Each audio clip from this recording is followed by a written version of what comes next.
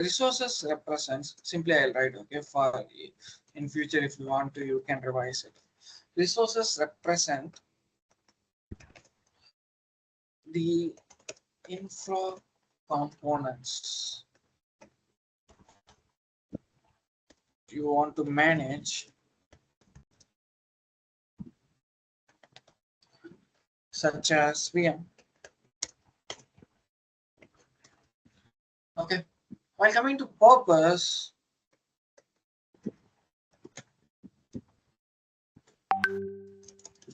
like we can define our infrastructure. We can define our infrastructure.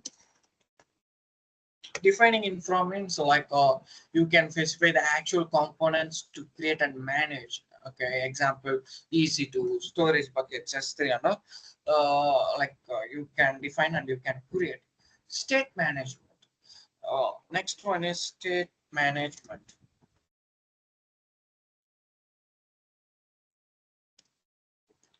State management is like resources are tracked in Terraform state file to detect changes and ensure that deserved state matches the actual state.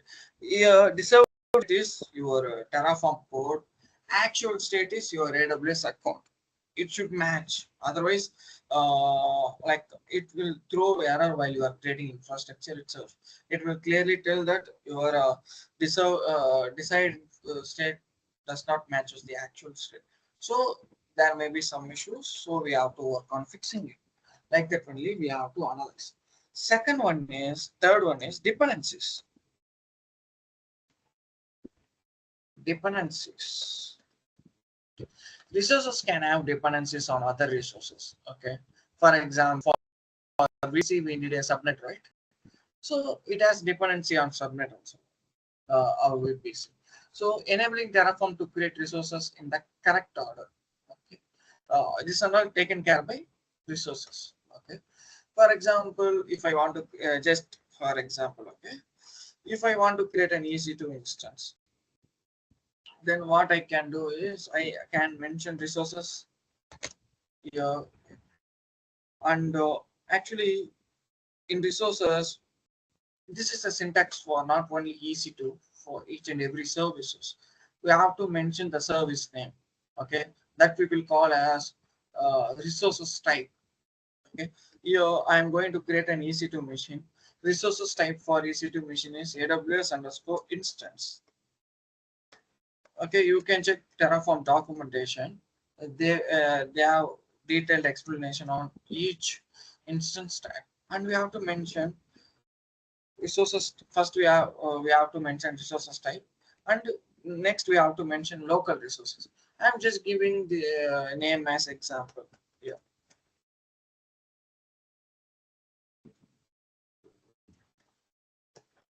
I'm just giving resources name as an example.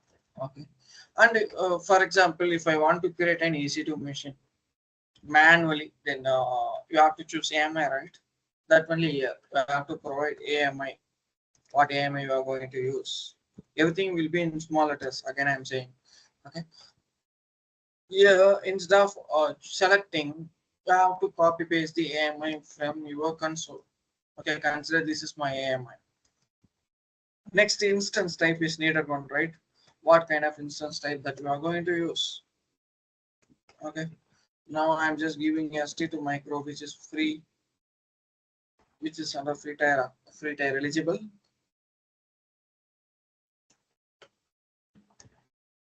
Micro, and I'm closing this. Now, if I execute this in a Terraform code, it will create an EC2 machine. Okay, but you have to do like you have to provide right AMI. Okay, here just for example, I have written this. Okay. Now, is there any doubt with in our resources and the providers concept? We are going as per our syllabus. Okay.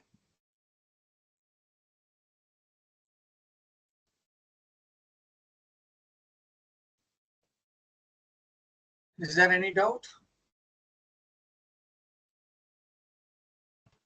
Sure. In simple manner, providers is connecting to the AWS. Which AWS it is that? Sorry, I can't which understand what you're saying. providers mean it is a plugins which connecting to the which cloud, like AWS or Azure, and resources are means inside the component. Yeah, resources you can simply compare with the services. Yeah. EC2 is one of the service, S3 is one of the service, Route 53 is one of the service, right? That here we can call it as a services. That's it. Yeah. EC2 is one of Okay. the service, S3 is one of the service, Route 53 is one of the service, right? That here we can call it as a service. Any other doubts? Yeah. EC2 is one of Okay. the service, S3 is one of the service, Route 53 is one of the service, right? That here we can call it as a service. Any other doubts? Yeah. EC2 is one of the service, S3 is one of So I have one doubt. In AWS, we'll create key pair, right? In Terraform, we no need to create key pair. No, how you can create a key pair of your AWS account in Terraform? It will not know, right? So the thing is, while coming to key pair, actually, okay, key pair. Actually, you can create a key pair, or you can use your existing key pair while creating a resources. For example, if you want to create a key pair, then you have to write a code for it. For example, if you are going to use your existing key pair, then what you can do is you can use your existing key pair name while creating resources. Okay, this and all still we haven't covered. Okay, up to what we have covered, if you have any doubt, you can ask. Everything we Okay. can create and manage here. Okay, thank you. Even you can manage existing key pair here. Okay, like you can mention the name and you can fetch your key pair to create an instance. Okay, thank you. And you can even create new one. Okay, everything is possible here. We will cover one by one. Okay, thank you.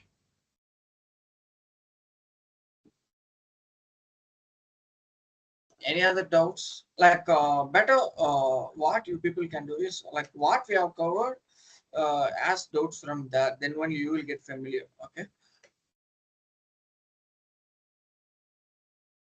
can we move further?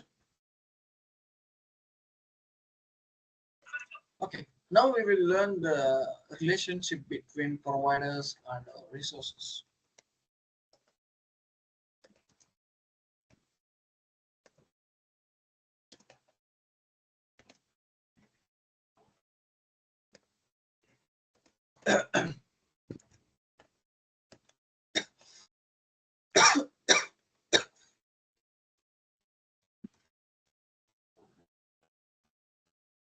Actually, the major relationship between providers and resources is providers expose and define resources you can create.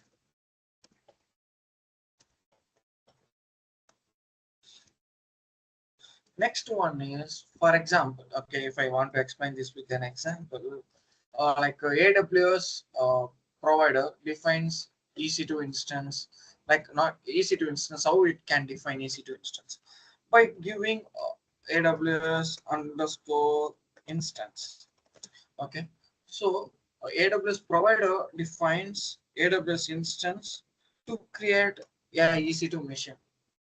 Okay, if I want to create an S3 bucket, then I can use AWS underscore S3 underscore bucket. It defines to create an S3 resource on our AWS account.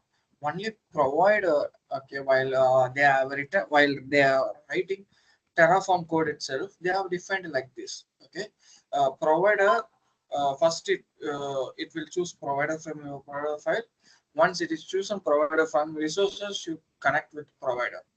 Okay, so providers knows AWS underscore instance belongs to EC2 machine. AWS underscore S3 underscore bucket belongs to S3 S3 service, like that it will know. So while you are writing resources, it will communicate with provider and it will create the infra for you. Okay, this is the relationship between resources and provider. Okay, like AWS provider authenticates and communicates with AWS with the help of access and secret keys, as we are going to define that. Okay, that is only one authentication is enough to create any service on your AWS account. Okay, yeah, like just if I want to summarize this, like providers enable Terraform to manage resources on specific platform.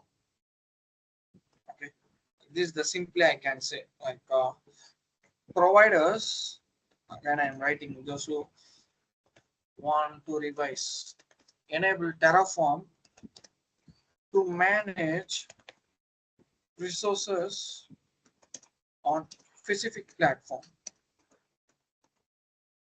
Specific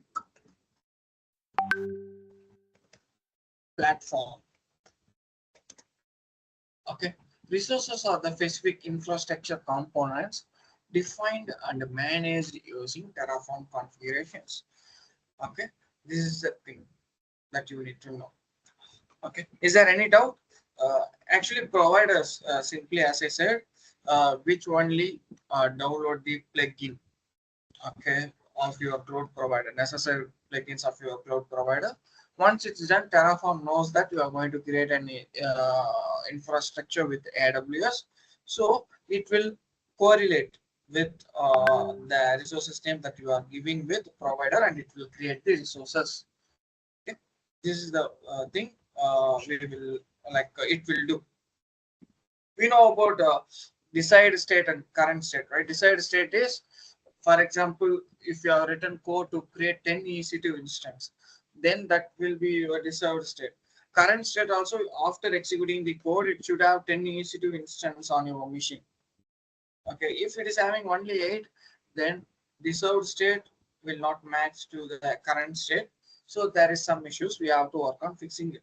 We will go one by one. Okay, like while coming to challenges. Okay, challenges.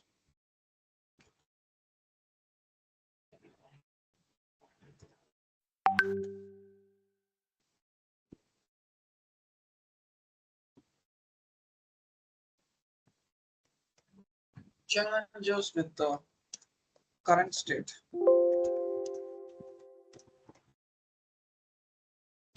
Current state on computed values. I'm going very slowly. If you have any issues in understanding, just let me know. My ultimate goal is we have to understand. Okay, what is challenges in Terraform with the computed values? Okay, let me explain. Okay, challenges with computed values in Terraform arises because these values are determined only after applying the uh, configuration. Computed values are marked as computed in resources schema, okay, meaning they are unknown until runtime. Okay, example is I am going to create an AWS in AWS. I am going to create an EC2 machine. Okay, consider I am going to create an EC2 machine. Okay, so I am providing my AMI instance type. Okay, and uh, and I am even I am going to create a new key pair. So if I execute, it will create new key pair and it will create an EC2 machine. That's fine. But consider I am going to integrate my Terraform IAC with Jenkins CI/CD. How I can?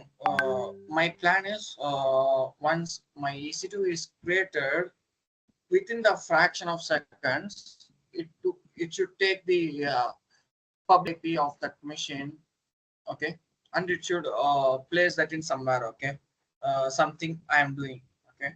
But the drawback in computed values is in Terraform, until you apply, you will not know the public IP or private IP of that instance.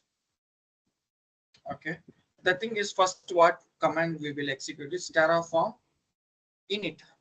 It will initialize the current working directory, as I said.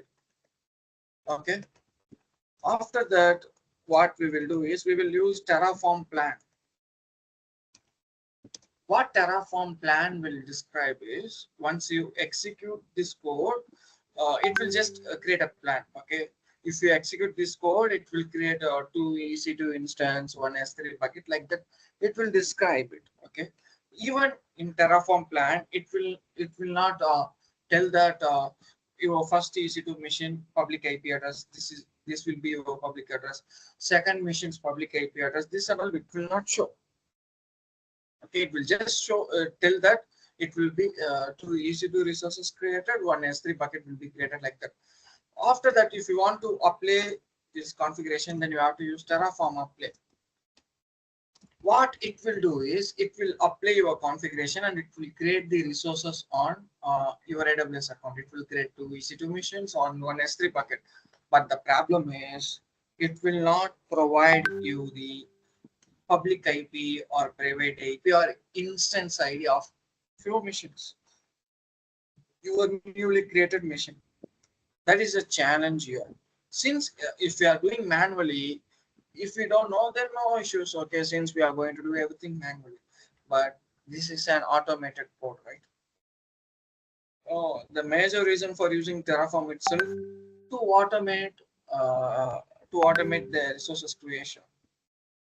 Okay, for this only, Terraform has one more concept called Terraform output.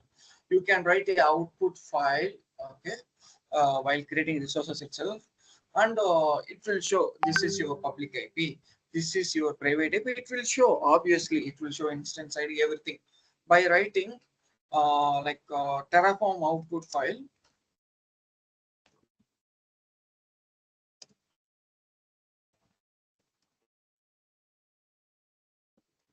Output resource, you can fetch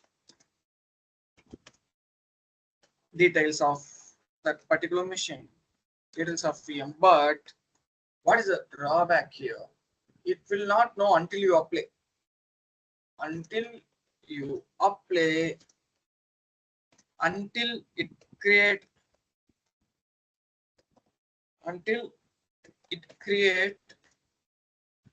resources or services in your AWS account, you can't know it. Okay, when you can know? Only after creation of resources only.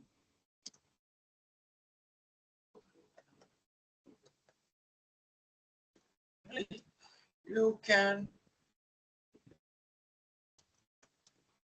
know the details of VM.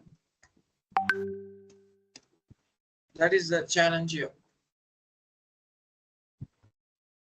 Okay, so like a dependency on apply time values. Okay, while coming to challenges, this is the major challenge. Okay, that I have explained.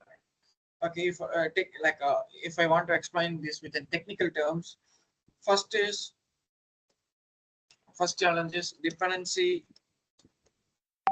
Then see first initially I have explained with our local language, so you can able to understand the concept. Now I'll explain with Terraform keywords. Okay, dependency on apply time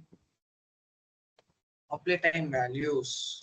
Until you apply, until the resources creation is done, you will not know the details of VM.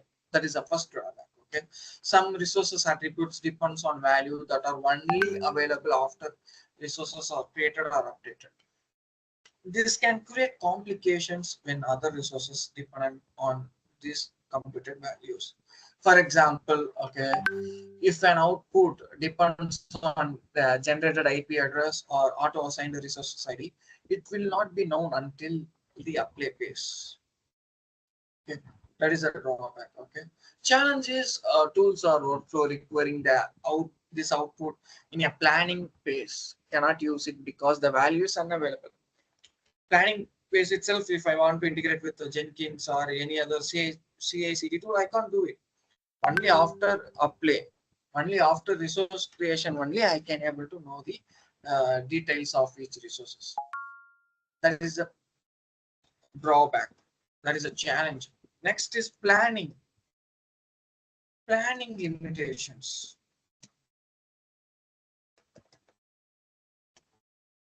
Planning limitations is like we will use Terraform plan base, right? To know what and all resources will create if I execute my code. But the problem is planning Terraform plan base cannot provide a complete picture when computed values are involved. In this space, in this space, we will not know, right? What will be my public IP, what will be my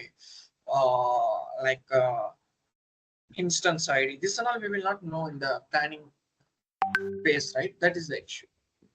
Okay, it will simply show unknown values, okay, in the plan, which can make it difficult to understand or verify the expected changes. Okay. This is a problem. While coming to impact, users cannot predict how Terraform will resolve these computed values, leading to uncertainties. Okay. Third challenge is complex dependencies.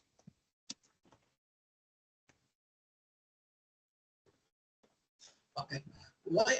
What is the complex dependencies in our current state of computed values? Okay, actually, the computed values, what I mean as a computed values is public IP of the machine or instance ID. That only I am meaning as computed values. Okay, because that values are unknown until it create. Okay, so computed values can cause unintended dependency chains that Terraform cannot resolve optimally. Okay, this may lead to issues like circular dependencies, delayed creation of dependent resources, increased complexity in resources graph analysis. Example is resources A produces a value that resources B requires. Resources B also produces a value needed for resources C. Here, complexity will be in the we will have complexity here while handling this kind of problems. Next one is handling dynamic configurations. Okay, while working with computed values with dynamic configuration can be error.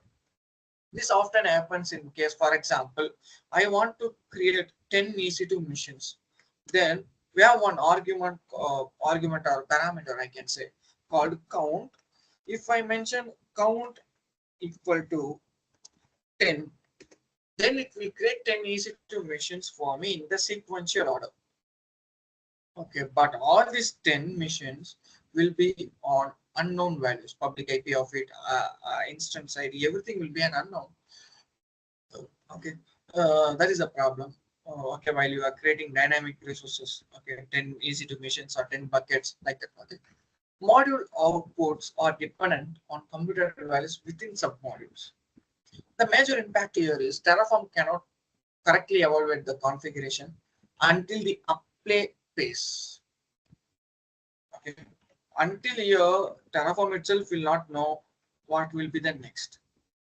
Only after apply, only Terraform knows exact values of each resources. That is the problem. Okay. So, fifth one is drift detection.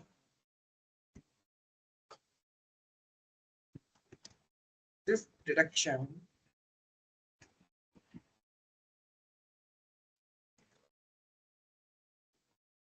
and state management.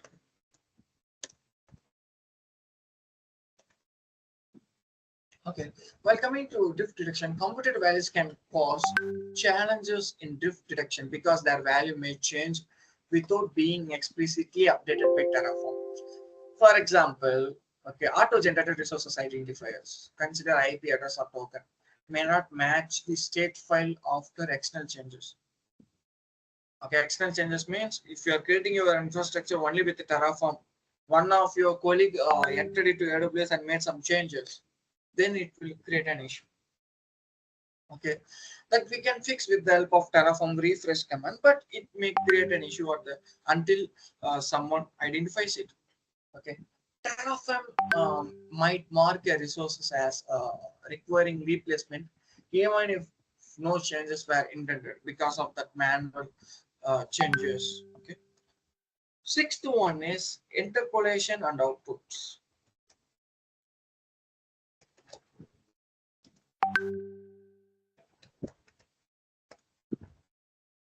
Like using computed values in interpolations can lead to undefined behavior when the value is unavailable during the plan phase.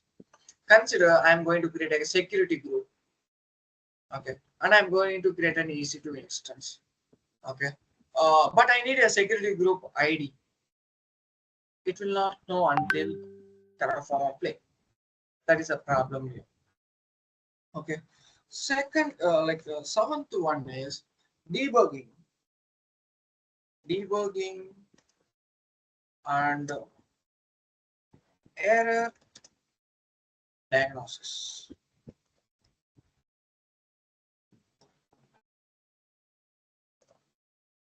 Is there any doubt till now? Let me know if you have any doubts. Okay, so this is a new one. So just let me know if you have doubts. Okay? Actually, if you are going to create a new key pair, someone mentioned there's no need to create key pair. If you are going to create a new key pair, then you don't need to mention key pair. But if you want to use existing key pair, then you have to provide the detail. Okay, so remember that.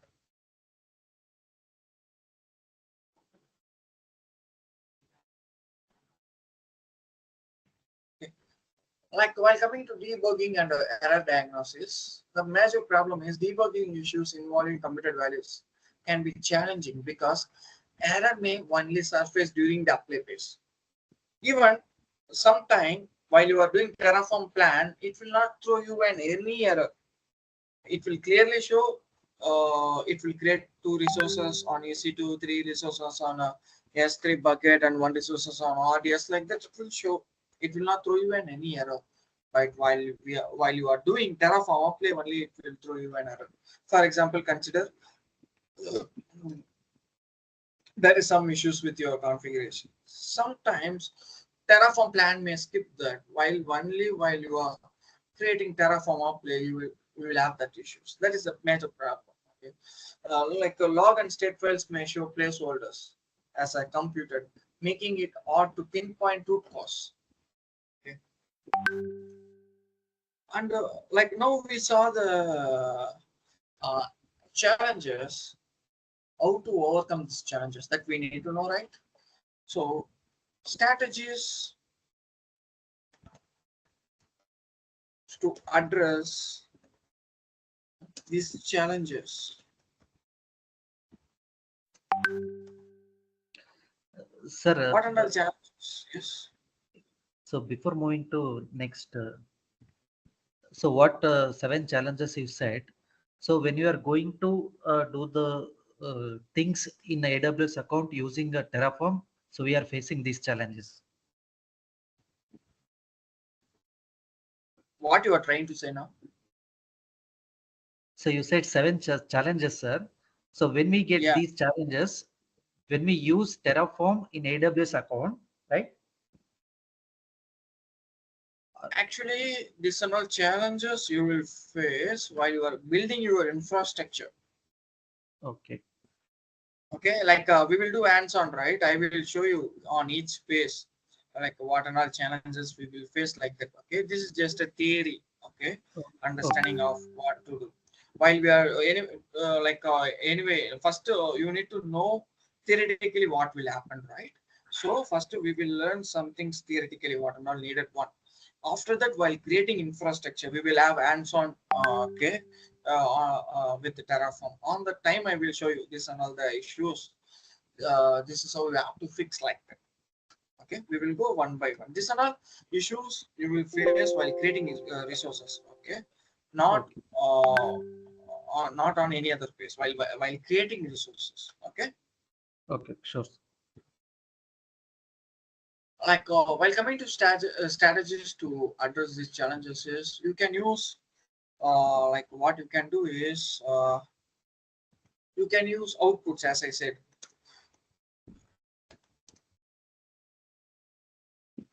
You can use outputs for dependencies. If you want to know the public IP, private IP, or instance IDs, anything, you can use dependency, like you can use output while writing the code, as I said here. Okay. So second one is you can use Terraform data resource. Terraform data source. This is not a resource. This is just a data source. Okay, what is the purpose of it? Use data source to fetch runtime information instead of relying on computed values directly. Okay, so data resources is important. Okay, you can fetch runtime information. Okay, instead of relying on computed values directly. Okay, third one is state dependencies.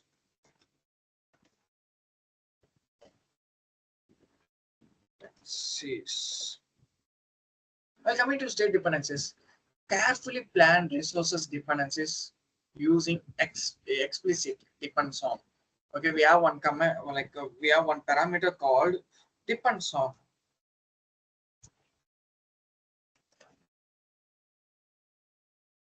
Using that, you can avoid circular dependencies. Using this, you can avoid circular dependencies.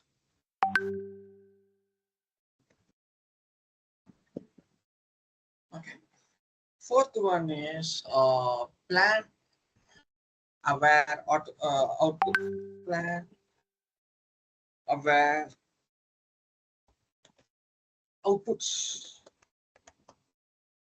The thing is, you can minimize reliance on output for values that are only available at runtime, especially in automation workflow.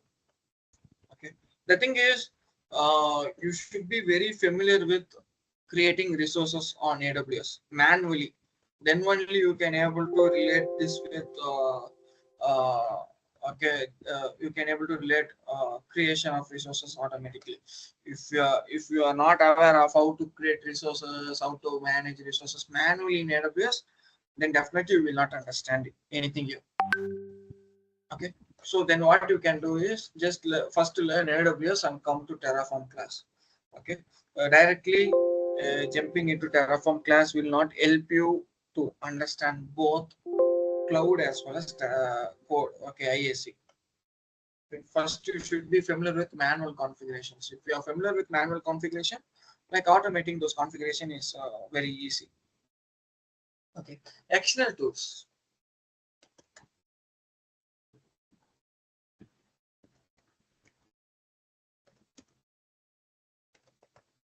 While coming to external tools, use external scripts or tools to retrieve values and pass them into Terraform as input variables, reducing reliance on computed values. Okay, by addressing these challenges, strategically you can manage infrastructure more reliably with the Terraform. Okay, again you need to learn about Terraform provider versioning, explanation, everything is there. Okay, first these are all things you should know, then only you can able to create resources directly. I can even ask you to install VS Code and directly jump on creating EC2 machine, and I can show this is how you have to create EC2 machine on a Terraform, but it will not help you. Okay, it will not help you at any case. Okay, we will focus both theory as well as practical. Okay, first we will strengthen ourselves in theory. After that, we will implement that practically. After that, we will learn theoretically. After that, we will implement practically. Like that, we will do. Okay. Then only you will get better understanding on each and everything. Still, few things we have to cover. theoretically. After that, we will set up, we will install Terraform, we will set up everything, and we will create few resources, and we will check what are the challenges we will face, how to overcome that. Everything we will learn in detail. Okay, so like that only, we will go step by step. Okay, first step is learning about challenges and how to overcome it. After that, how to create modules, how to create different resources, how to use data resources, how to use debugging, how to use validate, how to create dynamic blocks, how to tend to resources. Everything we will learn. Okay, all these topics we can't use in a single project, right? Depends on need, we will use, right? So while we are learning, we will use uh, by combining uh, possible topics, and we will learn how to implement this, how to implement the infrastructure. So you will get better understanding. Okay, so each phase we will do hands-on session, so you will get more familiar. Okay, tomorrow also we will discuss something theoretically. After that, I will help you to set up VS Code with the Terraform plugin, and we will write some code, and we will play with the code. Okay, so in this course you will get both theory knowledge as well as practical knowledge. Okay, we will do practical. Okay, let's start. Let me share my screen.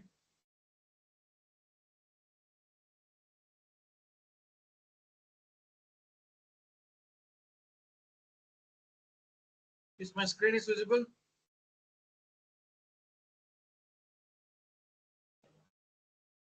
Yes, please. Yes, Kishore. Yeah, okay. Like last class up to challenges with the current state on computed values. Up to this we have covered. Okay. Still few more theory concepts we have to cover. Okay. So today's class will be theory class. Okay. Tomorrow will be an hands-on. Okay. So whatever we are going to learn up to today's class, that we are going to implement on tomorrow's class. Okay, so today also a theory class only, tomorrow only hands-on. So from your side, what you have to do is tomorrow while you are joining, you must have a Visual Studio Code and the AWS account. Everyone must have. Okay, tomorrow is a hands-on class. Okay, so one of you going to share your screen, and we are going to implement. We are going to create an infrastructure. Okay, I am going to guide you. One of you is going to share, and I'll guide you. We are going to discuss, and we are going to create an infrastructure. So don't waste time. Okay, today itself, after this class, if you don't have AWS account, then create one. Okay, no, you should have AWS account and Visual Studio Code. Remember this.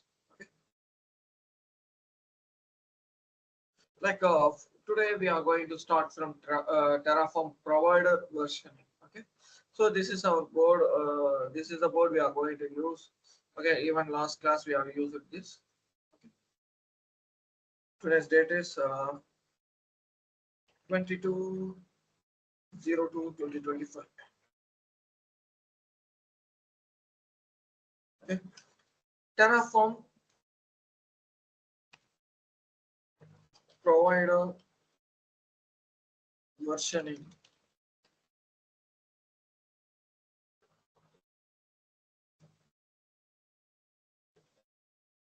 Okay, actually Terraform providers are plugins, you know, right? So last class itself we have discussed about resources, providers, and all. Okay, providers are plugins that let Terraform interact with the API of different infrastructure platforms. This we know, right? To ensure compatibility, scalability, and predictability, Terraform allows to specify the version of the provider you want to use. Okay, this is known as provider versioning. The thing is, if you version on your provider.tf file, then Terraform chooses latest version. Okay, for example, if you are working in a team, everyone in your team, like multiple people are working. Okay, everyone in your team If they are not providing version, then it may choose a different version for each one based on latest version launched by TF. So it just give me a minute.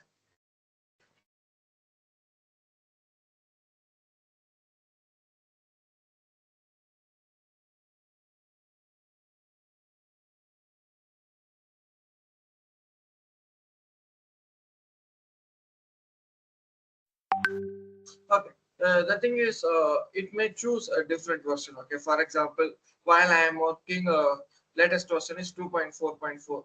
Okay. Like after few days, Terraform versus 2.4.5, then it will use that, right? It will create unnecessary issues. So while you are creating infrastructure, we all, like those who are going to involve in the project, those who are going to work together, they have to use the same version. So providing version in Terraform.tf file is a better way.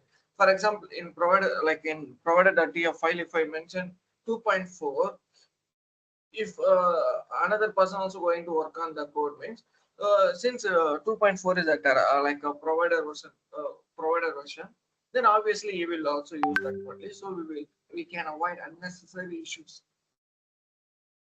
Okay. Why provider versions are important? Okay. While coming to, it's a major purpose.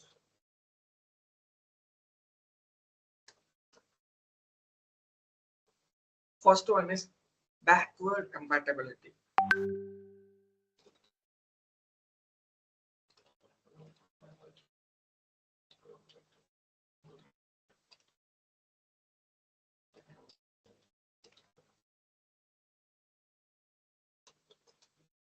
Okay. First one is backward compatibility. What is backward compatibility? Like how it is important. The thing is, providers may introduce breaking changes in new versions. Okay. So specifying a version ensures your code won't unintentionally break when provider is updated, as we discussed. Okay. That's why we have specifying version. Second one is stability. Like using a specific version ensures consistent behavior across the environments. Okay, if you are using, if you are creating infra and staging, and if it is working as expected, then you can use the same code for production also. Okay, if you are using proper version without making any changes, just you can create one more new workspace and you can use the same code. Okay, we can save bunch of time. Okay, third one is team collaboration. What and all I have discussed it, that one, that is the major advantages here.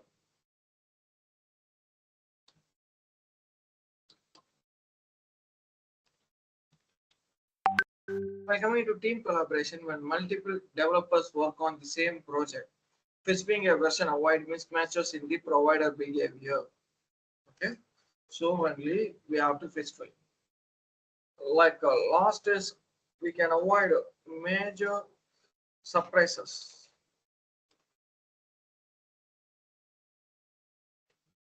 Like a Terraform automatically fetches the latest provider version if no version is specified, which might lead to unintended upgrades.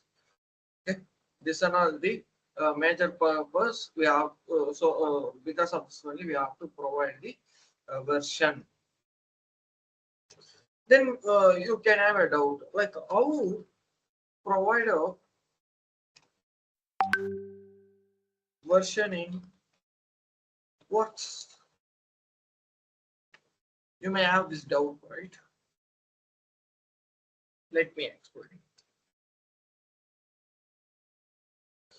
Provider versions are specified in the required providers block. Okay, while you are writing provider.tf file, we will have one block called required.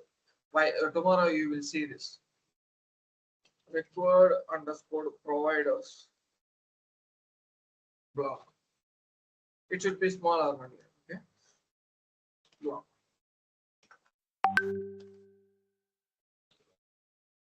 Okay, within Terraform, configuration within TF configure.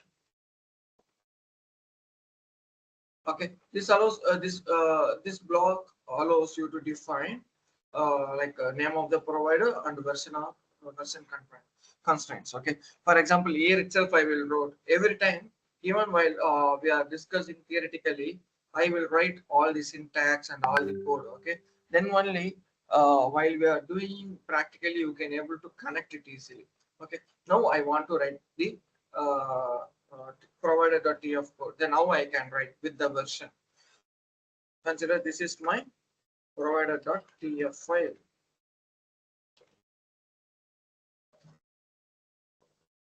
As well as this are all must. Okay, while creating infrastructure, we will use some of the concepts we may not uh, need every time. So only if I am writing that code here and if I explain while we are doing theory itself, in practically that is not needed. Some concept is not needed, and since it is not needed, since we haven't written also, while in your case if it is needed, you may remember. Okay, right, while we are writing the code in a theory sections, then you can understand, oh, for this purpose we have to write like that. You can able to connect. That is the reason. Okay, now I am going to write a provider.tf file. Okay, now first you have to start with Terraform block. Terraform, everything it should be a small. Okay, like the thing is it is auto correcting, so you can avoid that. Okay. All classes I'm saying, just remember Terraform. Here when I said write one block, required providers block, that is uh, that we have to write here. Required providers.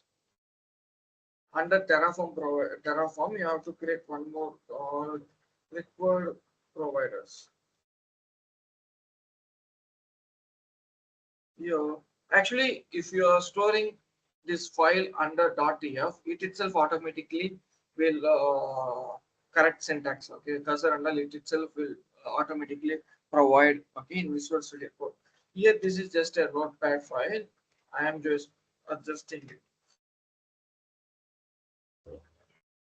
Here we have to mention source from where it can.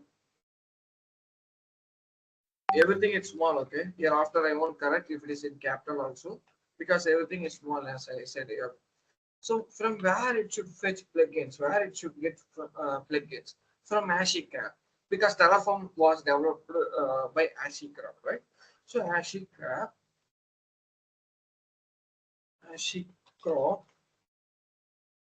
AWS. Okay, and version.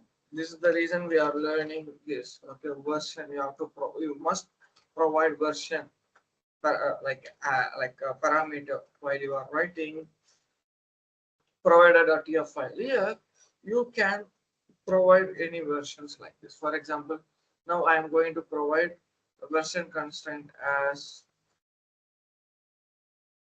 title symbol. I'll explain that title greater than 4.0. Okay, I'm just providing like this. I'll explain, okay, why I'm doing this. And I'm going to close the curly braces.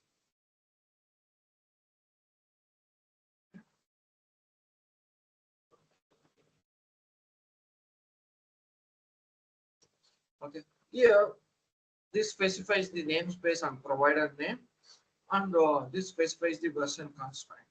While coming to version constraint, we have so many things to learn. Let me write those symbols and I'll explain.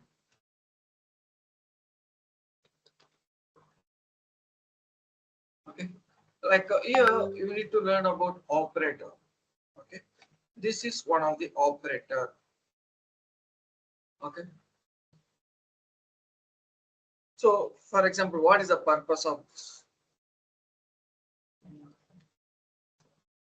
This is the symbol, right? What is the purpose of this operator? The thing is, example, now I am using this as a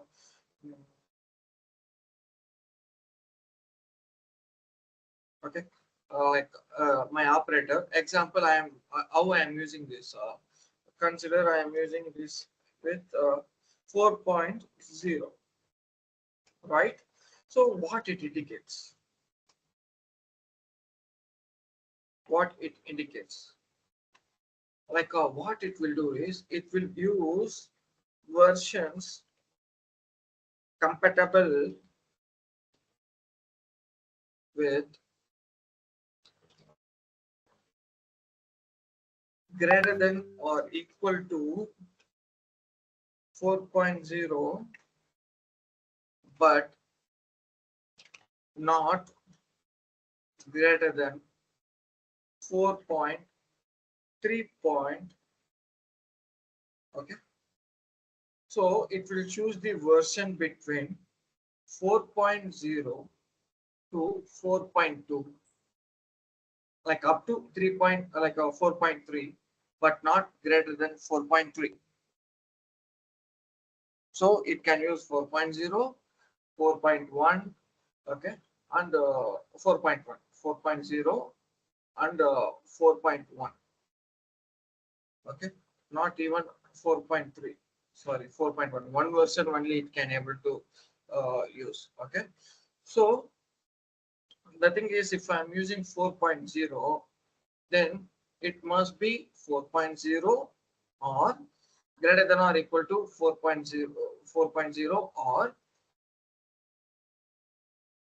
greater than 4.1. It should not be more than that. Okay, for example, if I am using 3.2.0, okay, then what will be the range? Can someone tell? Because it is difficult to understand initially, so I am asking. Can someone tell the range if I am using 3.2.0? What will be the range up to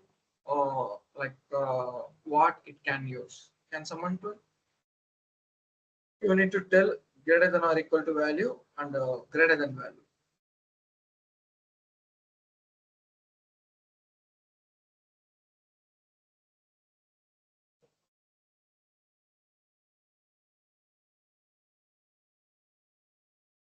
Is it greater than 3.2.0 and Yeah, less correct. than one version 3.2.1, is it?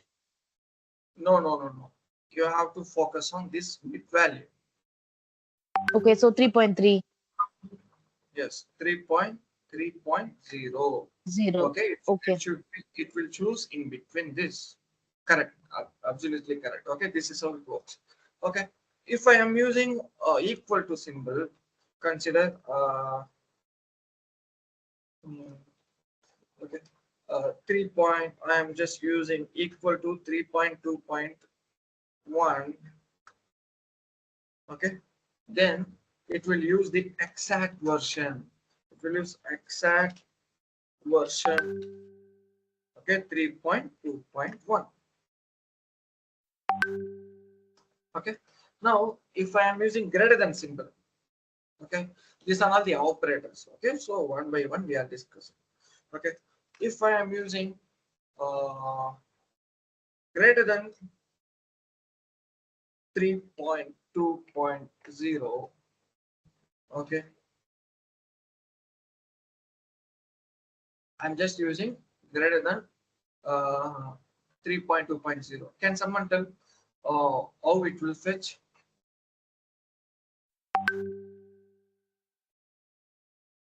How it will use the version?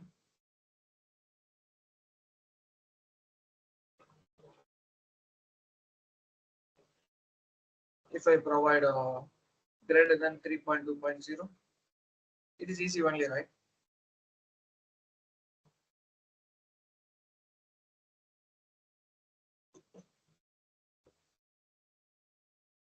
Even if it is wrong, no issues. Okay, since we are learning, it's not an issue.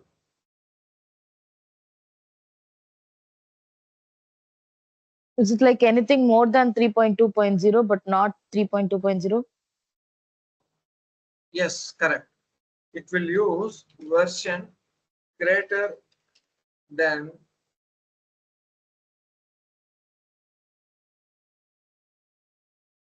3.2.0, correct.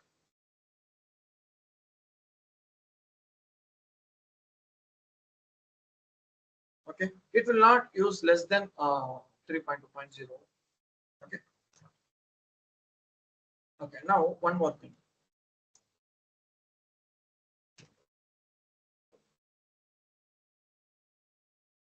Greater than equal to 3.2.0. How it will fetch version?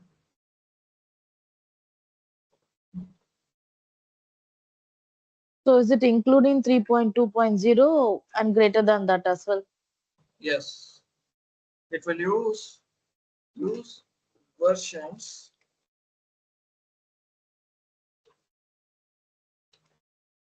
greater than or equal to 3.2.0. Okay, now one more operator.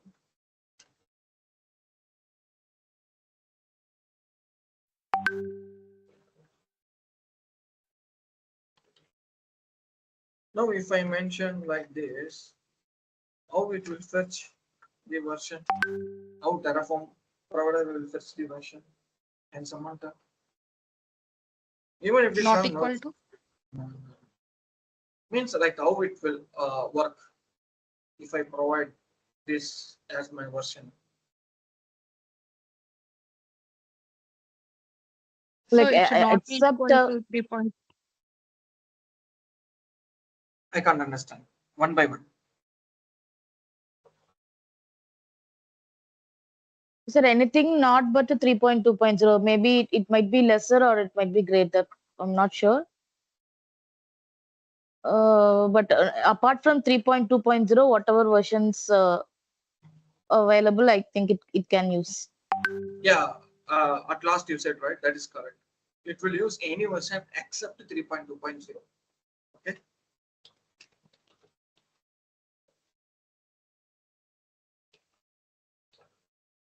Okay, good. Okay, like now one more thing. Just guess this also.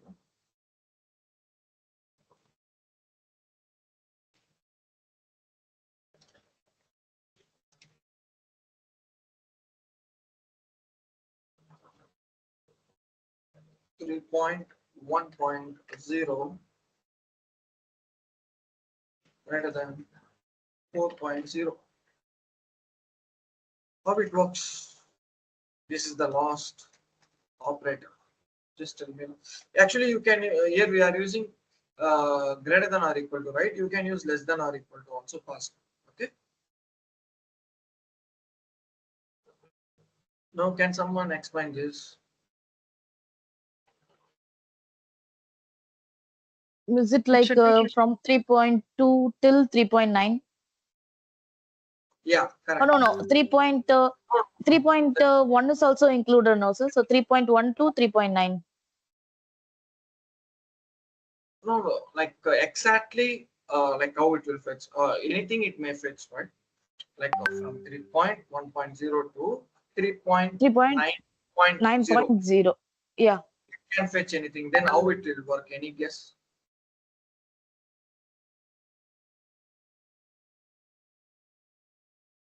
Yeah, range is correct. Okay.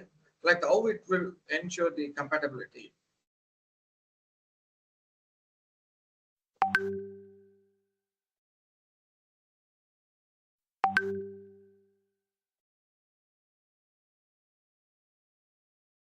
Mostly we will not provide like this, okay, because there is a huge difference between one and another. Okay, mostly it will like we will use these parameters but with lesser versions. Okay, like for example here we have specific range. It will commonly use it to ensure compatibility with breaking changes. Okay, it will check, okay, from 3.0 to 1.0 to 3.1 or 9.0. Okay, which is compatible and which is standard, it will choose that. Okay. But mostly we will not use like this. Mostly we will use this. Okay. Or we will use this, which is better. Okay. Remaining things are not we have, but we will not use much.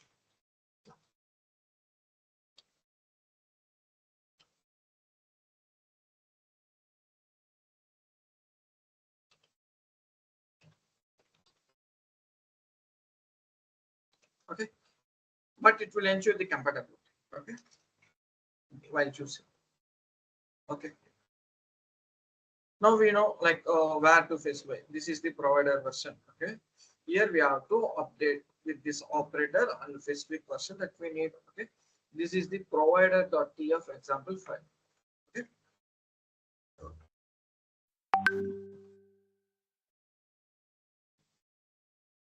Now we will learn how Terraform TF handles provider versioning.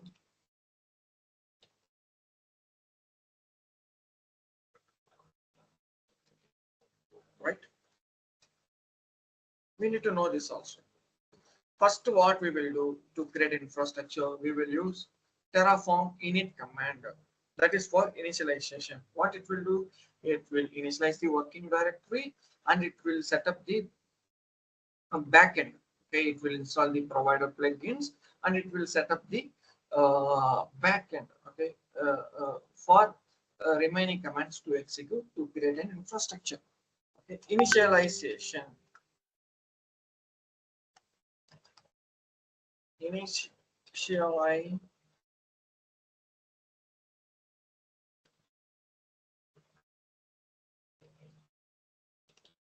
Initialization, that is Terraform init.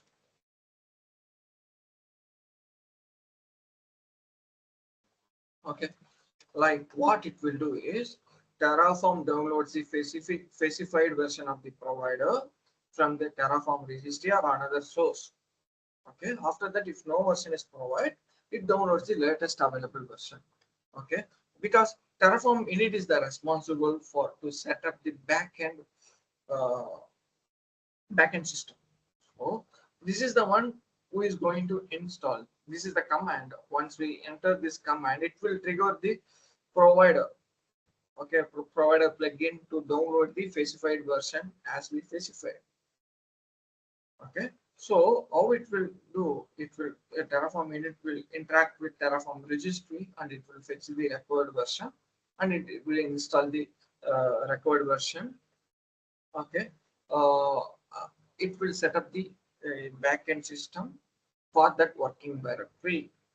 Okay, one more file you will find tomorrow while we are doing it. Okay, second one is version locking.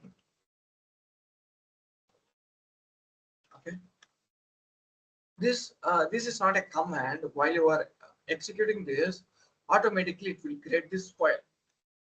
Okay? The file name will be .terraform.log.hcl because Terraform uses HCL language. We already know, right?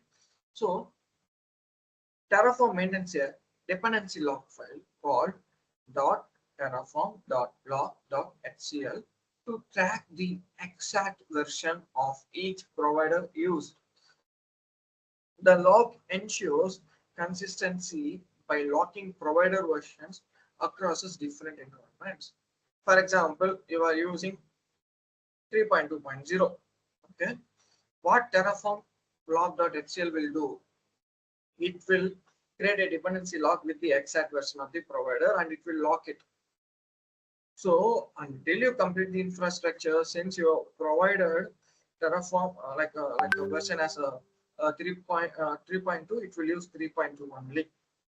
Okay, every time while you are executing command, Terraform will go here and it will check the version and it will use. Like that, it will work. Okay, if you are going to change version, then you have to change your For example, if you are using 3.5, then you have to mention 3.5 here. Again, you have to execute init command. Then only it will update Terraform log.html. If you are instead of using Terraform init, if you are going Terraform plan directly, it will throw you an error. Okay. As well as you should, if you are using, if you are going to upgrade your provider with the 3.2.0 to 3.5.0, just using Terraform init will not work. You have to use Terraform init upgrade command to upgrading providers.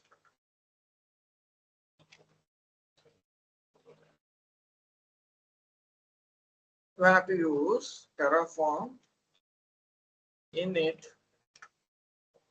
upgrade command you have to use. So only it will update this file with the latest version. Okay. For example, second time while you are doing this, you are just removing it. Okay, instead of updating to 3.5, if you are just removing it, means while you are doing Terraform init upgrade command, it will use the latest version. Okay, so using latest version is not recommended. So just specify some versions, it will be good. Okay. Now, best practice. Okay, these three things. This is how Terraform handles provider version. While coming to best practice for provider versioning.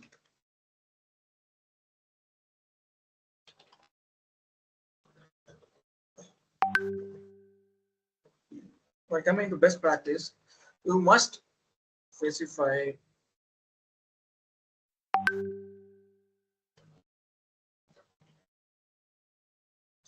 a version.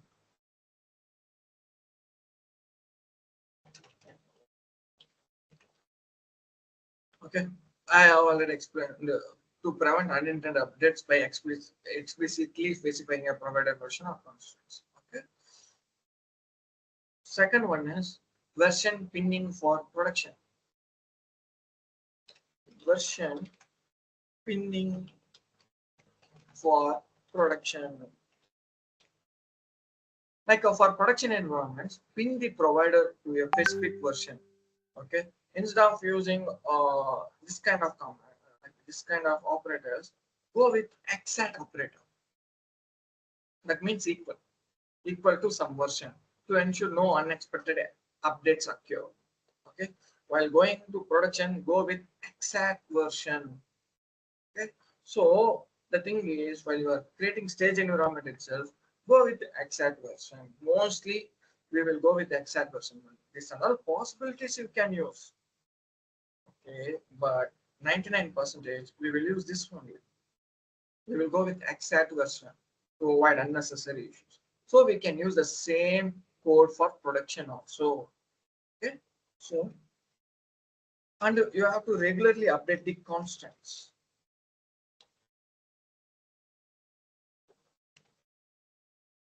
Update constants.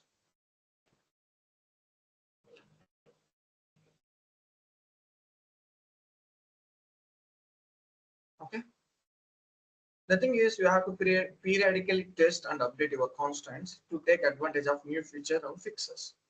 Okay. If you are going with a new version, then you can update new version and you can use a Terraform upgrade command, init upgrade command. Okay. And one more important thing, while you are pushing your code to source code management, push .terraform.log.hcr also. Okay, always commit the log file to version control to maintain consistency across environments. Okay. Next one is test provider updates.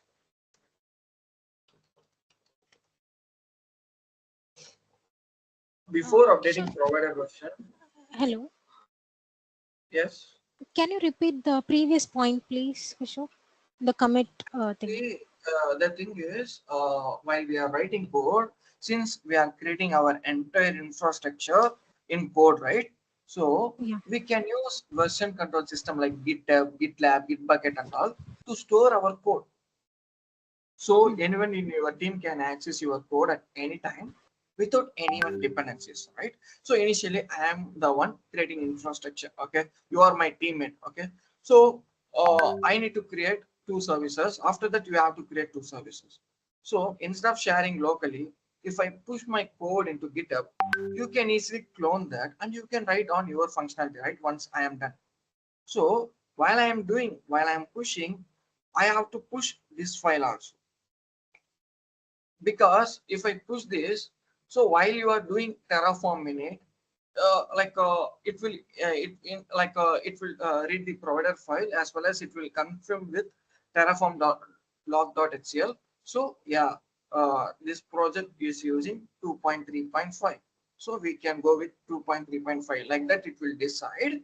And while you are creating services also, it will use the same version. So we will not face any issues. Okay. So while like you have done your job, again I have to work means while you are pushing, you also can include the this log.html. So we can maintain consistency, okay, across this environments. Okay, so we can ensure that we are going on the same version. Okay, commit means like you can use just a source code management to like GitHub to commit your changes, commit and push Okay. your change. Understood? Yes, Kishore. Got it. Thanks. Okay. So, the provider versioning in Terraform ensures stability and compatibility in managing infrastructure by explicitly defining provider version or constraints. You can avoid breaking changes. It will enhance the collaboration and maintain consistent deployments across this environments. Always adopt best practices like committing the log file and regularly testing upgrades to keep your infrastructure up to date and secure. Okay, this is the best practice. Okay, now we have completed this. Okay. Now we are going to learn about read, generate, modify configurations. Okay, so up to today, what and all we are going to discuss that we are going to do tomorrow practically. Okay, our next topic is understanding attributes and output values in Terraform. Okay, is there any doubt till now? Because most of you are new to Terraform, just let me know if you have any doubts. I'm going slowly and I'm explaining everything in depth. Okay, most of the people while coming to Terraform classes, taking Terraform classes, what they will do is they will just ask you to install VS Code. They will ask you to they will just provide some code and they will explain it and they will ask you to create infrastructure and they will say it is completed. They will just to make to while coming to version providing, they just explain this with the two examples. Okay, and they will show you this is how it will work. Okay, but definitely it will not help you. Terraform is an infrastructure too. Okay, while you are building infrastructure, you need to know end to end what it will happen in next, or how each parameter, each component is working. Okay, you can get bored in a chat GPT or DeepSeek itself, right? So that is not an issue. That is not the writing code is not the big deal. Okay, understanding concept is needed. You can just copy paste the code from ChatGPT and you can create an infrastructure. Tomorrow, if there is some issue or some data is leaked, okay, due to not practicing, due to since you people not practice the best practices. The thing is, if you are pushing your state file, then everything is gone. Your public IP tokens, passwords, everything will be explored. If you are pushing your state file on GitHub, because it will store all the tokens, passwords, sensitive data, everything, your IP addresses, your key, PEM key, everything it will be exposed to the internet. Okay, so each and every component you have to learn. Okay, now you know, right, what is the purpose of versioning, what is the purpose of provider. So while you are choosing version itself, you will know that the importance of provider. Okay, so that's why I'm taking time and explaining it. As well as 1 month is more than sufficient to learn Terraform with this kind of detailed information. Okay, that's why we are going like this. Okay, so utilize it. Okay, so because in real time, creating infrastructure is crucial. If you made a single mistake, it will create a big problem, as well as it involves money also. Since you are creating infrastructure on AWS, by mistake, if you are creating 10 or 15 machines while using count parameter, then your bill may increase. So each and every parameter, each and every attribute is very important here. Okay, so only I am providing detailed guide on each topic that we have in our syllabus. So make use of it. Even at the end of this class, you can become an infrastructure engineer. Okay, most of the companies nowadays they need an infrastructure engineer. It will come under DevOps also. Okay, they will name it as DevOps engineer, and if you're like mostly they will specifically they will focus on infrastructure. If you know only Terraform, forget about remaining tools, Jenkins or this kind of tools. If you know only Terraform, you will get a job. Okay, this option will be applicable for Kubernetes also. If you know only Kubernetes also, you can easily get a job. Anyway, Kubernetes basics is Docker, so you will already you should learn Docker and Kubernetes. Okay? So for this kind of tools, we have an added advantage like this. Okay, so learn Terraform like with the standard, it will help you. Okay. Now, like our next topic is understanding attributes and outputs in Terraform.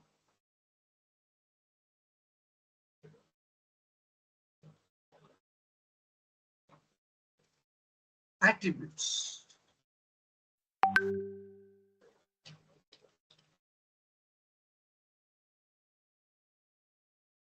Okay, while coming to attributes, like attributes represent the properties of resource defined in Terraform. Okay, simply if I want to say what is attributes, this is the definition.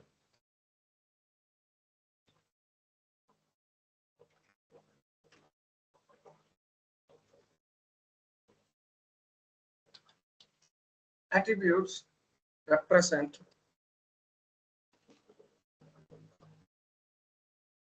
the properties of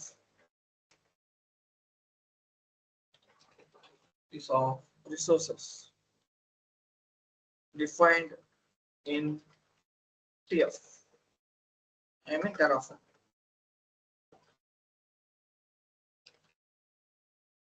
Okay. Like for example, in an EC2 instance as attributes like public IP, public underscore IP, private DNS or instance ID. For example, after creation, you need instance ID of that machine means you can use attribute called instance underscore ID. Okay, while writing output file. So it will, after creating resources, it will show you the instance ID of the machine. For example, after you are creating an EC2 machine, after creation, you need to know the public IP of it means you can use attribute called public underscore IP. Okay, and for example, you need private DNS details, then you can use private underscore DNS. Like that, you can use this and all. We will call it as attributes. Okay. Static attributes. While coming to static attributes, there are two types of attributes out there. One is static attributes. Static attributes. While coming to static attributes, we have to explicitly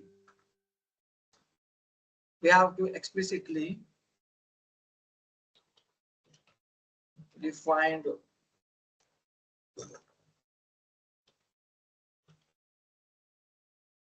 in the resources block.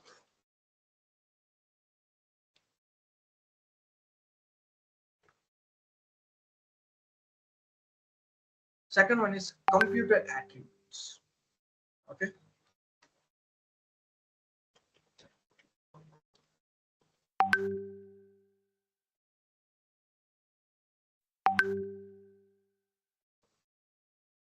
It is generated or populated by Terraform.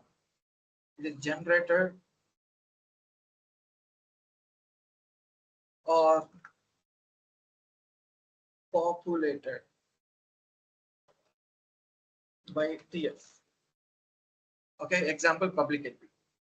This is and all instance ID, public IP, private DNS and all will come under static computer attributes. Okay, this three will come under computer attributes because these are all populated by Terraform. Okay, populated by Terraform. Okay, like how you can use this? You have to use this with the help of output block. Okay, now I'm going to create an EC2 machine using this attribute. Okay, now I am naming this file as ec2.tf. Okay, now what I am going to do is I'm going to create a resource and I'm going to use the computer attributes to get some data. To get some data means, example, I need an instance ID. After EC2 instance creation in Terraform, I need the instance ID. I need to, instead of log in into my AWS account and to view my instance ID, I need to view that in my terminal itself. Okay, that is my goal. Okay, that's how I can achieve it by writing code. Okay, now I am going to create an EC2 instance.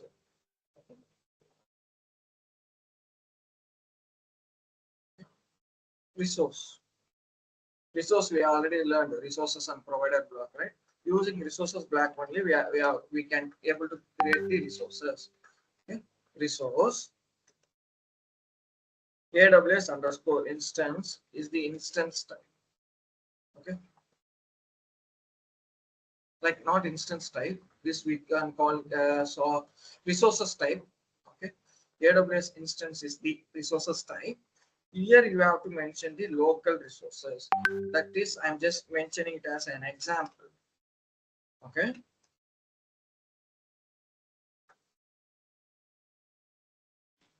Okay. AMI. If we want to create an EC2 instance, then we need AMI. I'm just providing AMI. Everything will be in small letters. Okay. Ignore capital. Okay. I'm just providing this is my AMI. And instance type I need to provide, right? So I'm just providing instance type.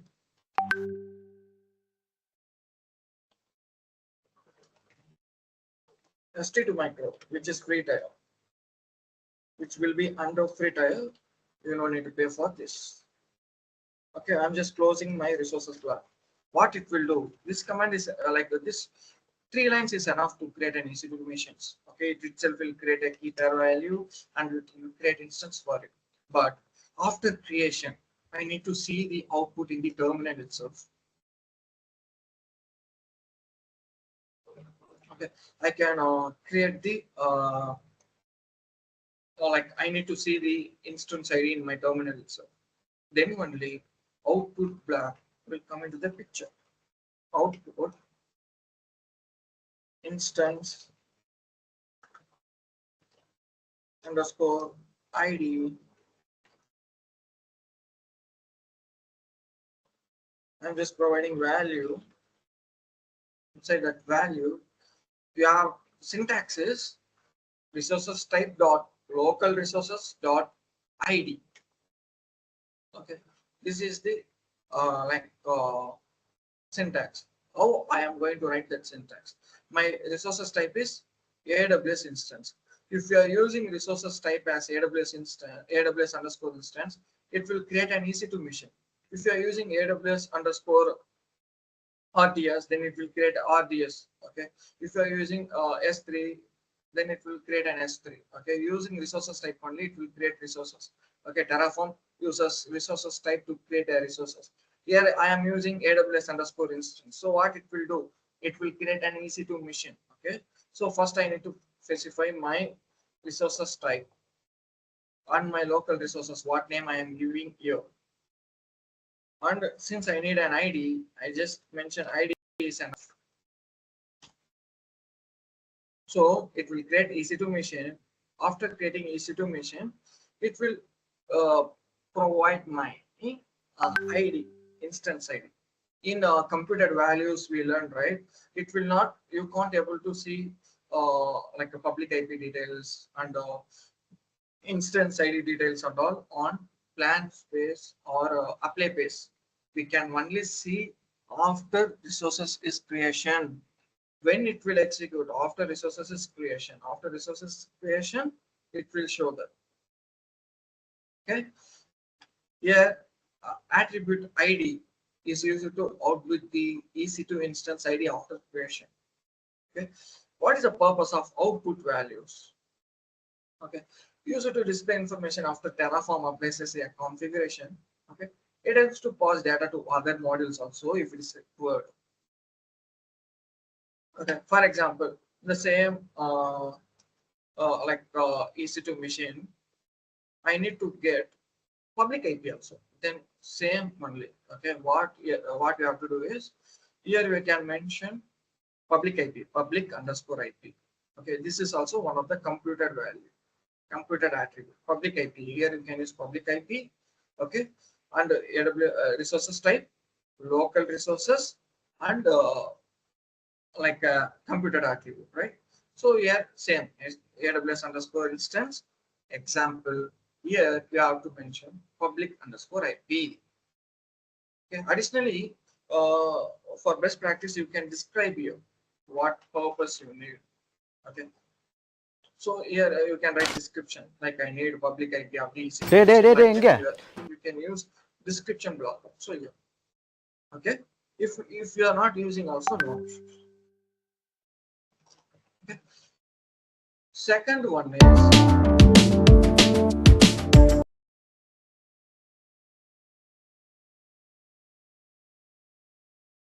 referencing class account resource attributes.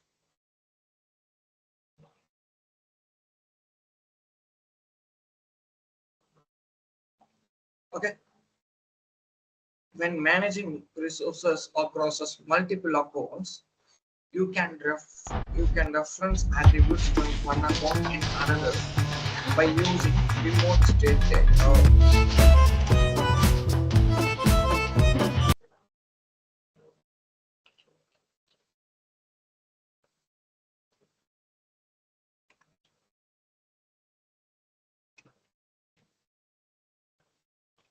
Okay, like again I'll repeat it.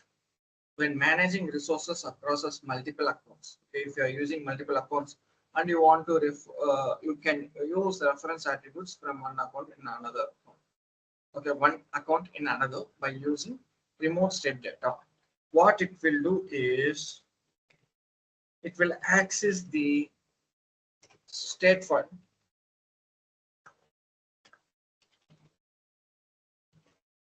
of other account. So this and all like while doing hands-on, this and all not required. Okay, because we will not use this case for every time. Okay, so that is the reason I am writing everything with the code. Some of them we will use, there will be a need. Some of them we will not use, there won't be a need.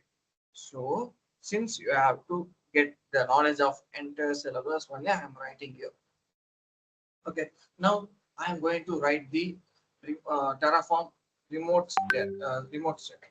Okay, just to access, just for reference attributes from one account in another. Okay, now I am going to do it. Now I will write and I'll show you. Here we have to use data block, not resources. Here we have to use data. What is the purpose of data? Last class we have discussed it. Can anyone tell?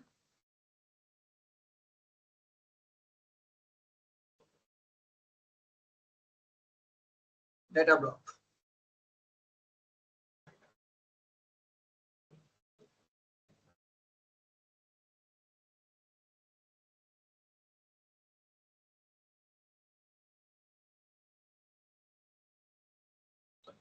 Just tell what you know, even if these are no issues. Even if you don't know, just let me know, don't know, so I can carry forward. बिंदास role करना यार. Continuation.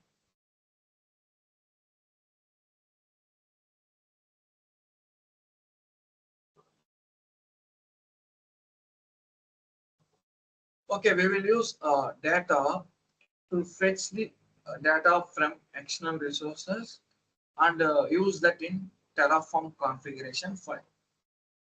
Okay, to fetch the data from external resources and use that in the Terraform configuration. That's for that purpose only we will use data. Here we have to need, பத்தி we நான் need பேசியிருப்பேன். இதுலயுமே state அதுதான் நம்ம பேச file போறோம். of இது ஏன் நான் other மேக் account, பண்றேன்னா right? So நிறைய பேர் what இந்த we are going to institutes do பத்தி here, தெரிஞ்சு ப்ரொமோஷன் பண்றாங்க we need some அப்படின்னு file சொல்லுவாங்க, from பட் other account. கொடுக்க So we மாட்டாங்க. need ஓகேவா, to நீங்க fetch ஜாயின் that and பண்ணணும் we have to use அப்படின்றதுக்காக that in our அப்படி configuration, இருக்கும். right? So only we are using data block here. Okay, in data block everything will be in small letters. Okay, so data will be also small. So Terraform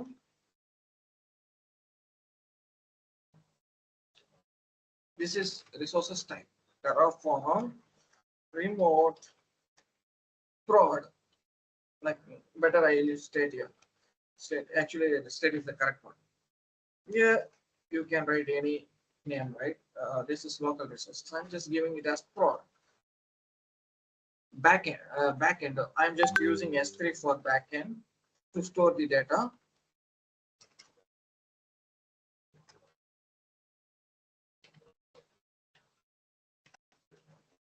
Everything will be in small letters. Remember, config. I'm just providing bucket details. Bucket. In which bucket you are going to store that file. Bucket. I'm just providing bucket name as prod tf state. This is my bucket name and my key. What I'm specifying here key is that state file. Okay, because I need that state file of other account, right? So I have that state file under EC2 underscore Terraform. Okay, under EC2 folder I have that state file dot tf state. State file always ends with dot tf state. Okay, under region. And I'm specifying region as AP South 1, that is Mumbai region.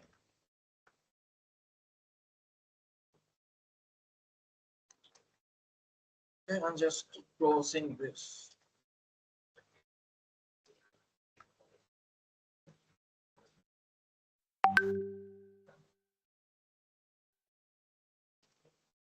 Okay, and like in resources also we can write, but this is enough.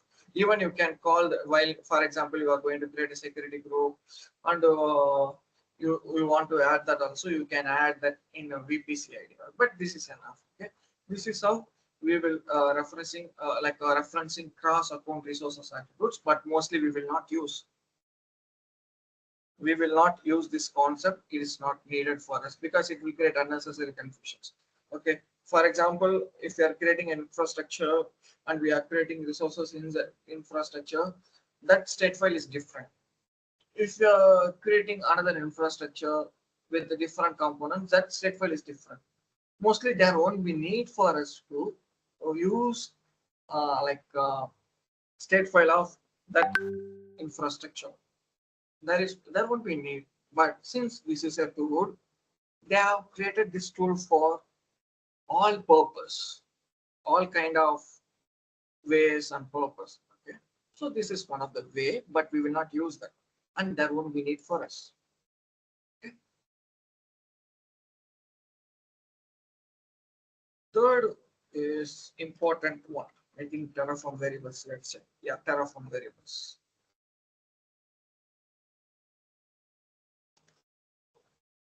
Okay. While coming to variables, okay, which is important topic, and we will use this frequently in Terraform. Okay. What variable will do? Variables allow you to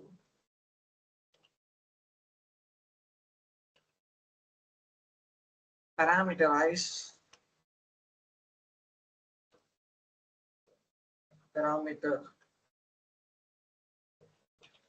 parameterize configurations, enabling reuse and flexibility.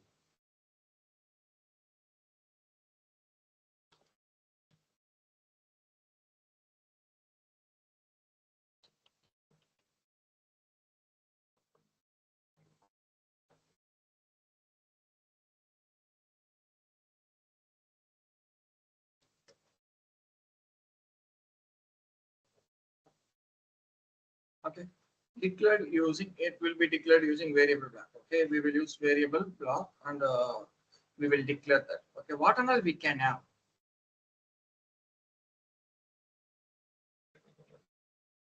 Can have default values,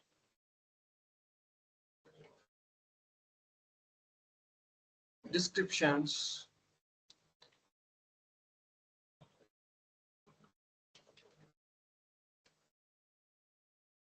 type constraints.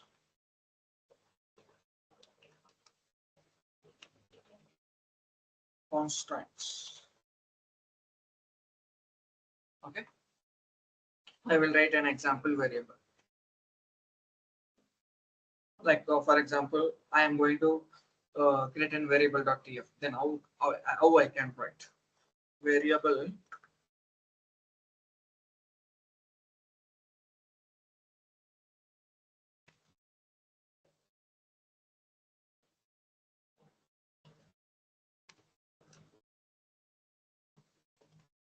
here in description. We have to provide description for that variable.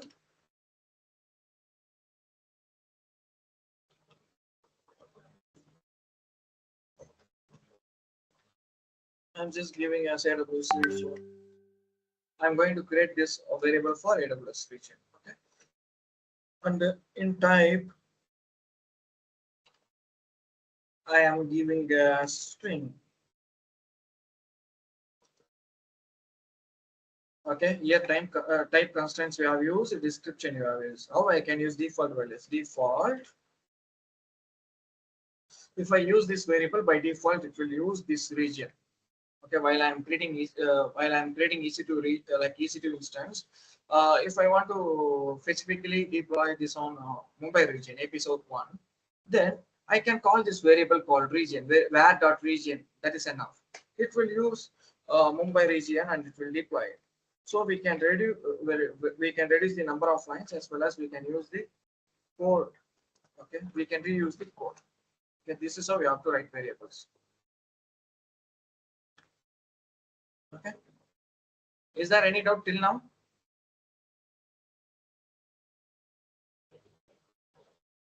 Since everyone have access to this board, I'll give 5 minutes time. Okay, don't left the meeting. Okay, just have a look at what and all we have discussed till now. Okay, now time is 3:17, right? 3:25 we will start again, because if I keep on explaining, you may confuse. I'll just give 5 minutes time, just revise it. After that we can go with the fourth approach. Okay, fourth one.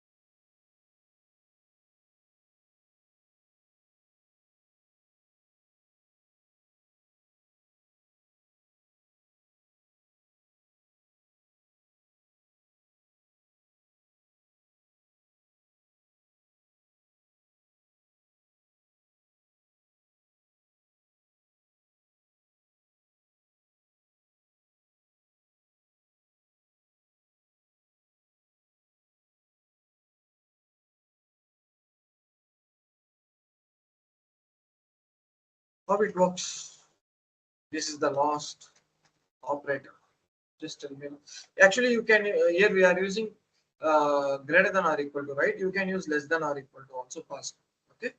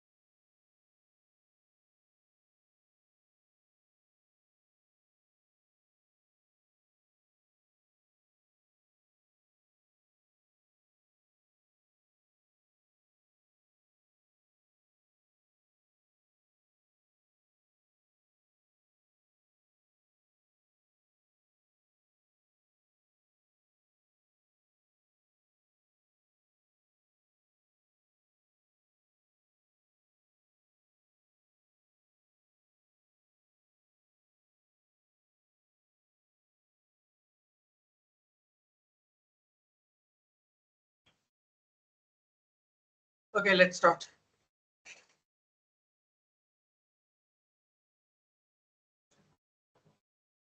Fourth one is approaches for variable assignment.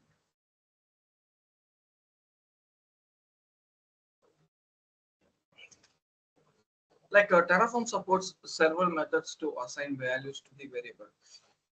Okay, one is CLI input.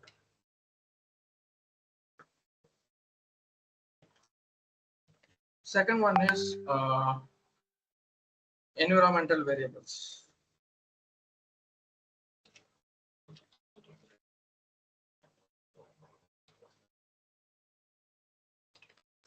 Third is you can use Terraform TFVARs. Terraform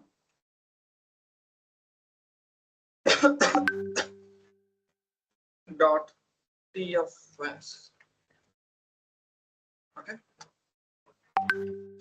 Fourth one is default values. Fifth one is variable overrides.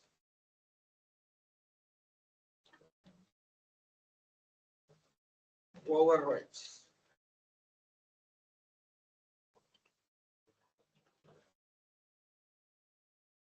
Okay. The thing is, while coming to CLI output, example is, for example, instead of writing variables in the variable file, what you can do is, while running Terraform apply, you can inject the variable. How you can do that is, but this is not recommended. Okay, mostly we will use variable file only to declare the variables, but these are all the possible ways. Okay, we can use export like environmental variables, but remaining things we will not use. We will go with variable method or we will go with environmental variable method. Okay, remaining things mostly we will not use. Okay, when coming to CLI output, while you are applying, you can inject the variable. How you can inject this? For example, Terraform apply. Okay, this is the command to apply, right? So additionally, I can inject the variable with the help of var command. -var equal to, in double quotes, you have to mention the region. Okay, and you have to specify your.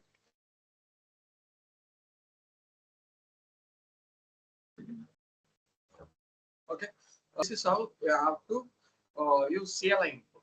Okay, while coming to environmental variable also we will use, but the best practice is table file and writing the code.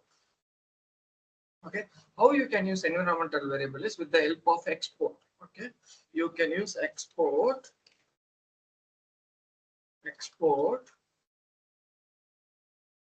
and you have to use the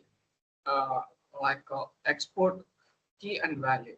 Okay, now I am going to specify key as tf underscore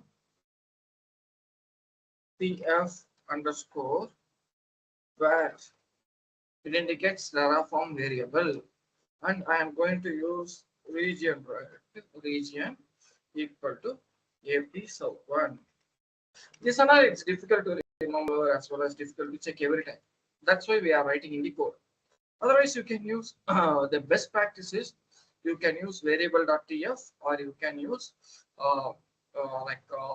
terraform.tf as. But some people they will use environmental variable also, but this is also not recommended. Okay, which will not provide more comfortable. You can use Terraform var files. Okay, and you can write code like this. Like how we are writing variable code like that, you can write the code here. For example, region, what you can do is you can write this file and you can mention region equal to episode 1.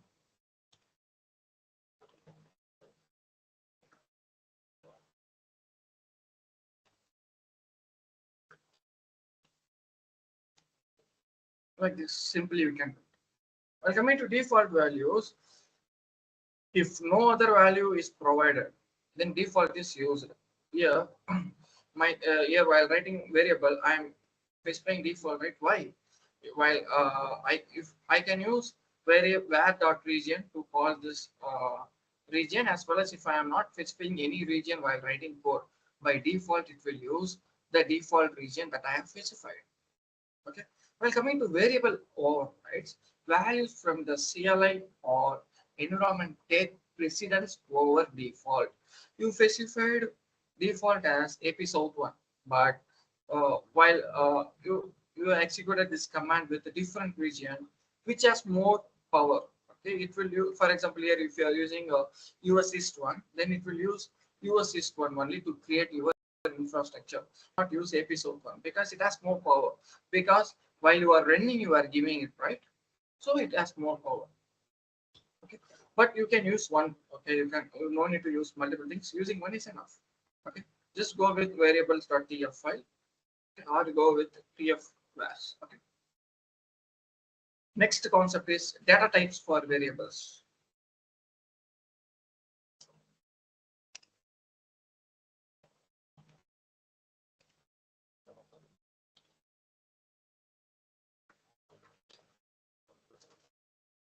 Actually, there are two types of variables or types are there. Okay, one is primitive types.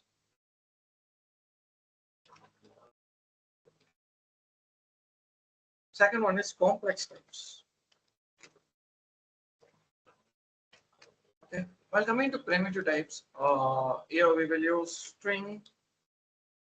Like here we have used string, right? Like that. Okay, string, or we will use number, or we will use bool. While coming to complex types, we will use data types. Okay, that we will use in programming, like a list or map or object, or we will use tuple or any other. Okay, etc. We can use. Okay, this is while coming to data types for variables. These are all the types we will use. Sixth one is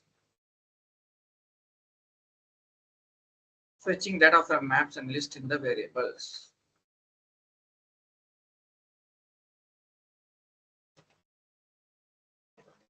Okay, how to extract values from list and map that we are in complex data types. That one we are going to discuss. For example, how you can write for list is from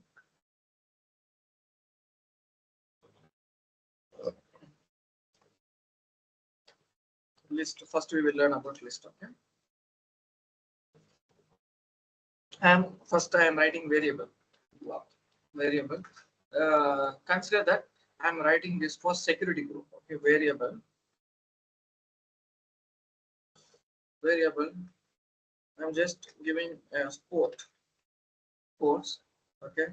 Actually, in my security group, by default, I need this ports and all be enabled. Okay. If it is not needed, then I'll itself specify the port, like port specific port. Okay. By default, it should enable. If I am not specifying any ports, by default, it should enable SSH port, that is 22, and HTTP port, that is 80, and HTTPS, that is 443. I need this port should be enabled. But sometimes I can call, like for example, while writing code, I need only 22 port, then I can call it, right, easily. While I am writing security group. Okay, resource. Now I'm going to create a rule, right? So I'm just going to write resources as AWS security underscore group underscore rule, and I'm going to give name as example here. From port,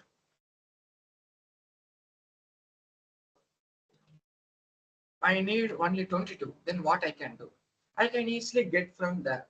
Okay, I can use where dot ports. In list, I can call 0. list like arrays always start from 0, so it will fetch 22. For example, if I need 443, then I use 2. Then what it will do, it will fetch, it will use the 443 port. Like that I can based on my need basis, I can use the port, okay, while creating the resources group, like a security group. Okay, this is one of the use cases. While coming to maps, now we will come to map from maps. Okay, for example, I need to use, I'm going to deploy my application on multiple regions. So in each region, I need to use different AM. Then to create a EC2 machine.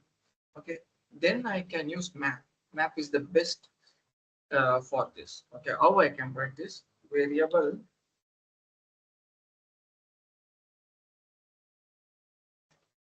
and I can mention AMI map. Here in default, I can give regions with the AMI. For example, new US West 1, I need this M for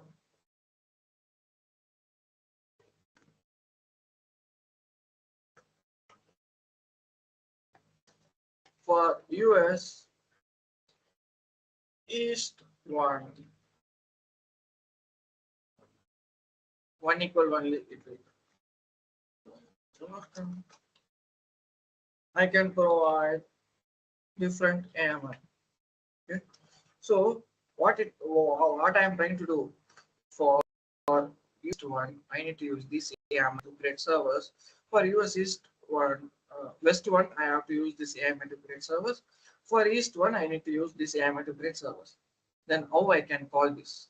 You can call easily with the help of output. Output AMI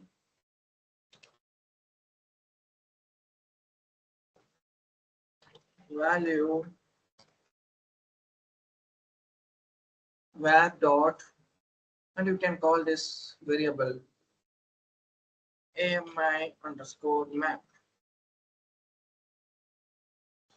Okay, and I can call the required one in this map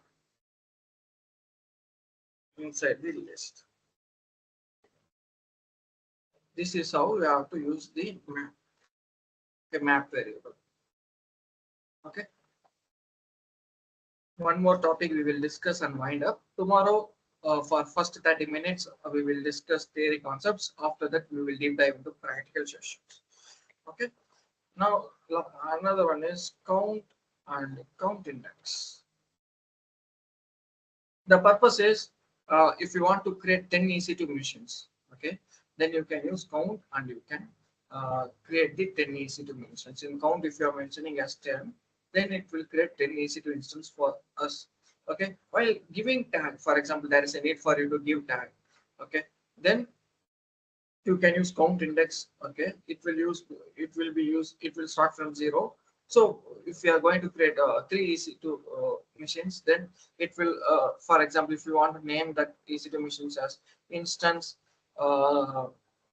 0, instance 1, instance 2, like that, you have to create tag means, then you can use count index. Okay, let me write and show it to you. Okay, count is a meta argument. Okay, it will allow you to create multiple instances of resources. Okay, remember that count.index provides a zero-based index for each instance. Okay, so I am going to create a list. Better I'll copy above in above I have written. Yeah.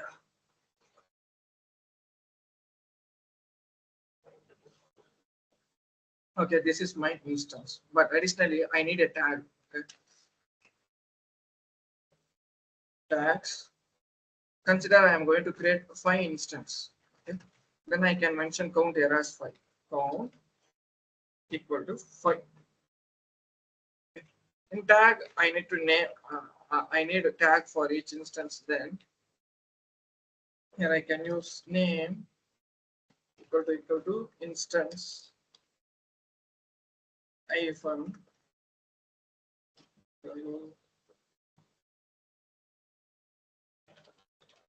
dot index.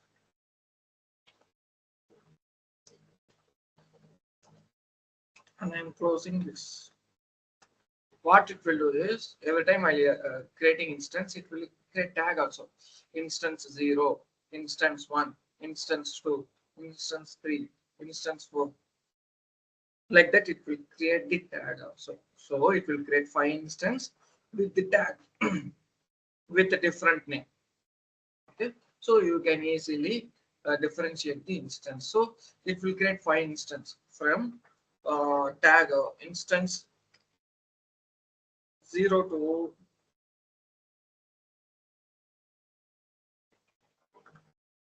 instance 4. So totally 5 instance it will create with this name, with this tag name. Okay, this is how it works. Okay, tomorrow first 30 minutes we will discuss some theory concepts. After that we will set up Visual Studio Code and we will set up Terraform environment and we will work on creating the infrastructure. So you will get good hands-on. Okay. This is enough for today. We will discuss few topics for first half an hour. After that, we will have hands-on. Okay. So let's start.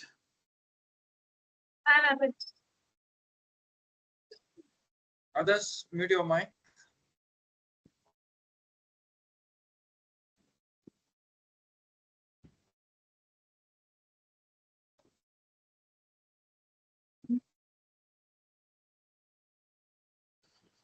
Just give me a minute.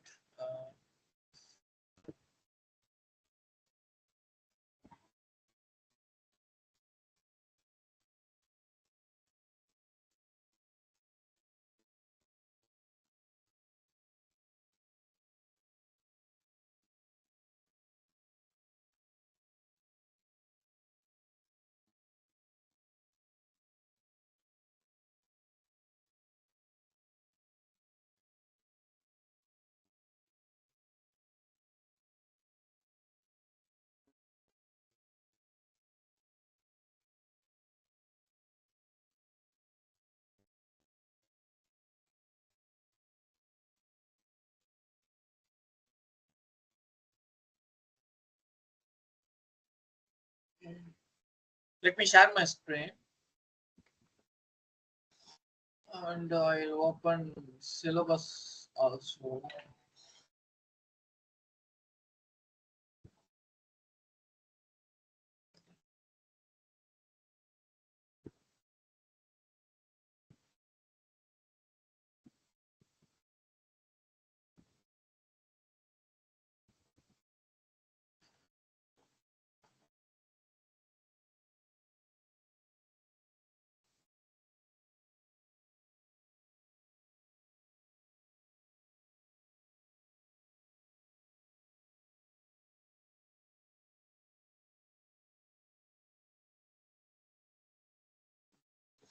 Okay, let me share my screen. Is my screen is visible?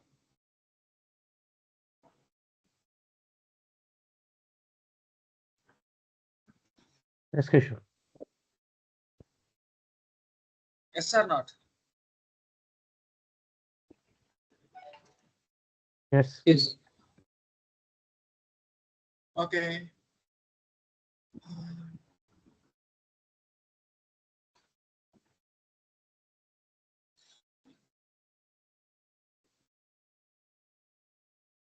Okay, like last class, up to fetching data from maps and list in variable we saw.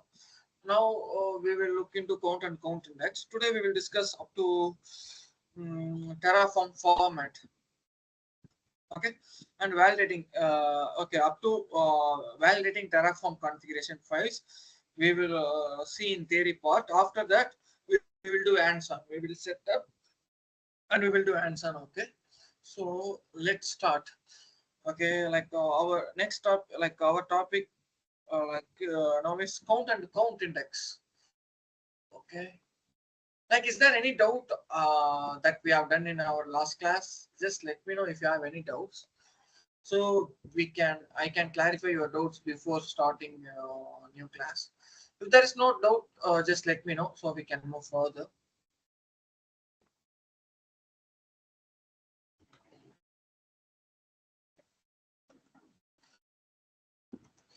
Can we start then? Since no one has responded. Okay.